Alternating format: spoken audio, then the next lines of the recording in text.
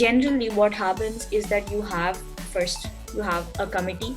This committee's role is to basically break down what kind of topics you will be discussing. If for instance, I go into the United Nations Security Council, I wouldn't really be talking about tax breaks or tax laws. That is something I'll be doing in the Economic Council, which is ECOSOC. All right. Now, when we move on, we come to the main part. That is the agenda, your exact topic that you have. The example of a topic that I can give you right now is mitigating the impacts of climate change on various countries.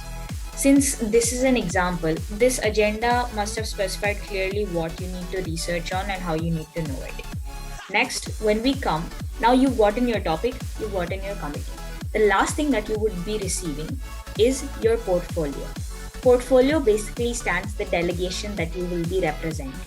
Say for instance, I'm in the committee of UNSC and I might be representing the delegate of USA.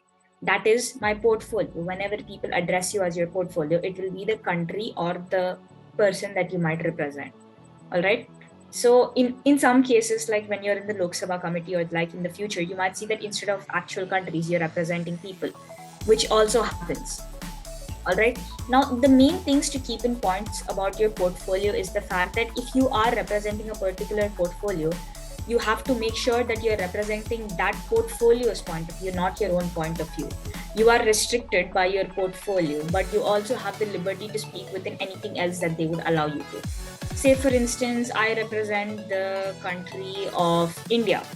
Then I can't openly say that I support either USA or that I support Russia in the Russia-Ukraine conflict.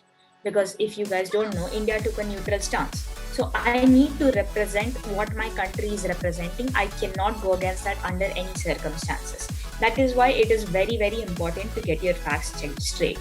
I just want to know if the solution should be two perspectives, or the perspective of ourselves and from the country's side.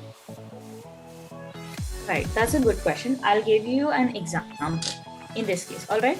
Say, for instance, you're talking about the immigrants, you're talking about securing immigrants' rights in Afghanistan. All right. Okay. Now, whether you as India are talking about it or whether you as an individual person are talking about it, it is ideally summed up in the same thing. The point about solutions is no matter whose perspective is going to come from, it is always about making the situation better. So you don't have to divide it like that. But if you feel that your country's solutions are small and that you feel that they may not be as good as you think, then you should research some more and find out what are more probable solutions that should be applied in your own country and how you should send them again. Does that answer it? Yeah, thank you. Right. Yes, delegate of UK.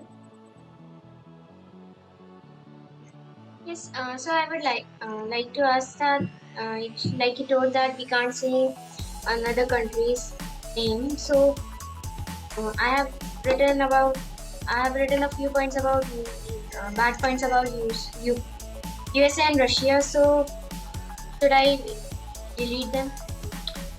All right. So you are the delegate of UK. Yes, I mean it's a very general fact that UK is a very pro-Western country, and that ideally, even if you can write negative points about Russia, you are also allowed to write negative points about USA, say for instance, but you are not supposed to show them in a negative light. That is like saying that USA has not done enough in this regard. You have to show it in a way that they are the most affected by this regard. There is a very small difference between that, but you have to show that they are not the perpetrators of this, because they are in the end your friends. You don't actually have to do that with Russia, because again, your relationship with Russia is not good. So you have to be careful about these small points. I will go over foreign policy a little later because I think that's a very important part, but in general, just be aware of this. Is that clear? Okay. Delegate of Russia. Oh, I want to ask that, like our question papers has already been submitted, so we have to make it again or what? Because we have already done all those points that we have written. So what to do now? Change it or not? Delegate, if you have already submitted, then no need to submit. Okay. If you have already submitted, then no need to submit again.